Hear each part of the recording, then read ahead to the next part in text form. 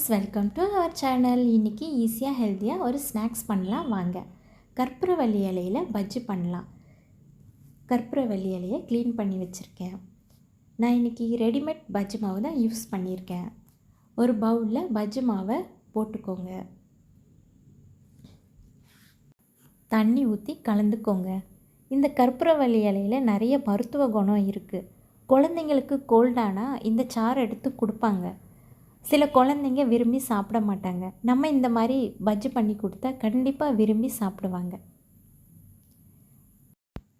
பஜ்ஜி மாவு பதத்துக்கு நல்லா மிக்ஸ் பண்ணிக்கோங்க. பஜ்ஜி மாவுக்கு பதத்துக்கு ரெடி ஆயாச்சு.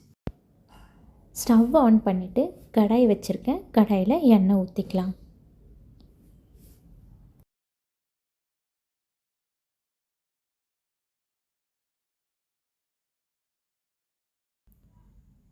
இப்போது எண்ணெய் நல்லா சூடாயிடுச்சு. இப்போ கற்பூரவள்ளி இலையை எடுத்து பஜ்ஜி மாவில் டிப் பண்ணி சூடான எண்ணெயில் போட்டு பொரிச்சு எடுத்துடலாம்.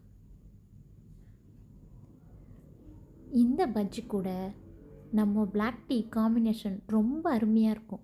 நீங்கள் ஒரு தடவை வீட்டில் ட்ரை பண்ணி பாருங்கள். ட்ரை பண்ணி பார்த்துட்டு எனக்கு கமெண்டில் சொல்லுங்கள். இப்போது பஜ்ஜி நல்லா பொரிஞ்சு வந்தாச்சு.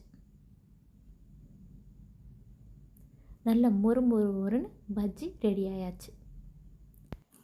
ஃப்ரெண்ட்ஸ், பஜ்ஜி ரொம்ப சூப்பராக வந்திருக்கு பாருங்கள். நான் இன்றைக்கி பிளாக் டீ ரெடி பண்ணியிருக்கேன். ஸோ உங்களுக்கு பிடிச்சிருந்தா லைக் பண்ணுங்கள், சப்ஸ்கிரைப் பண்ணுங்கள், ஷேர் பண்ணுங்கள், கமெண்ட் பண்ணுங்கள். தேங்க்யூ.